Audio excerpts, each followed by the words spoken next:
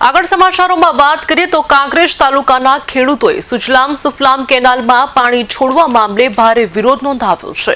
મામલતદાર કચેરી ખાતે મોટી સંખ્યામાં ખેડૂતો એકઠા થયા હતા અને મામલતદારને આવેદનપત્ર આપીને રજૂઆત કરી હતી। પાણીની માંગ સાથે ખેડૂતોએ સૂત્રોચ્ચાર કરી ભારે વિરોધ નોંધાવ્યો હતો।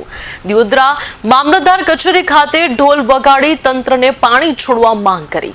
ભર ઉનાળે ગરમીમાં બાજરીના પાક પાણી વગર સુકાઈ જતા ખેડૂતોએ રોષ વ્યક્ત કર્યો છે।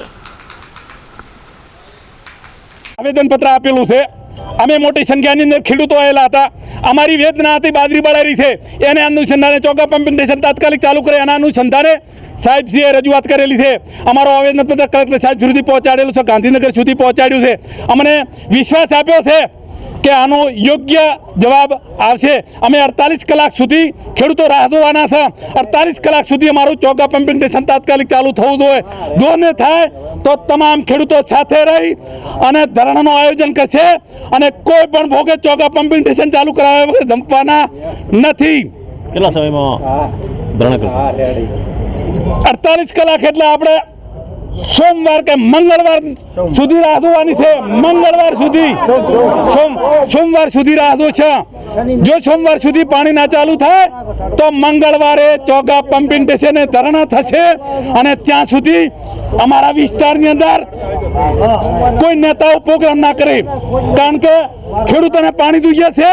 ત્યાં સુધી અમારા વિસ્તારમાં એક પણ મીટિંગ ના કરે, ત્યાં સુધી મીટિંગો બંધ રાખે। બીજો શું નિર્ણય લીધો? બસ એ જ નિર્ણય છે, અમારે પાણી જોઈએ છે। હમણાં કોઈ વિડીયો વાયરલની વાત કરી, દરેક ડેરીએ અમારી વેદના થશે।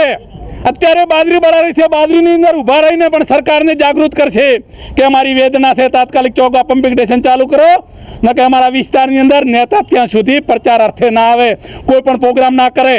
કોઈના બાપનું ગુજરાત નથી, ખેડૂતનું ગુજરાત છે। ધરણા કર્યા પછી જે હજારો લાખોની સંખ્યામાં ખેડૂતો ભેગા થશે અને કોઈ પણ એવો અનબનાવ બનશે તો એનો જવાબદાર સરકાર અને આજના બેઠેલા આ જે નેતાઓ પાણી વગરના છે એ રહેશે। જવાન જય કિસાન।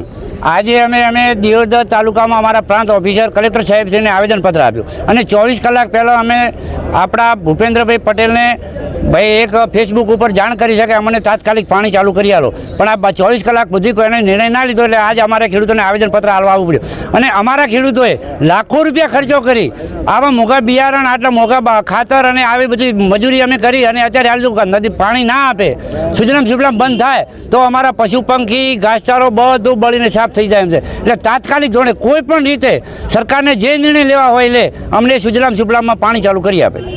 પાણી છોડવામાં નહીં આવે તો શું કરશો? પાણી છોડવામાં નહીં આવે તો અમે મંગળવાર કે જે કીધું અમારા આગેવાનોએ, અમારા ખેડૂત આગેવાને કીધું એ પ્રમાણે અમને ધરણા ઉપર ઉતરશે અને કોઈ પણ ભોગે કોઈ પણ રીતે કોઈ પણ સરકારને જે રીતે જે કરવું એ કરી અમને પાણી આપે। અમારે સરકારશ્રીને નમ્ર વિનંતી છે કે અમારે પાણીની જરૂર છે।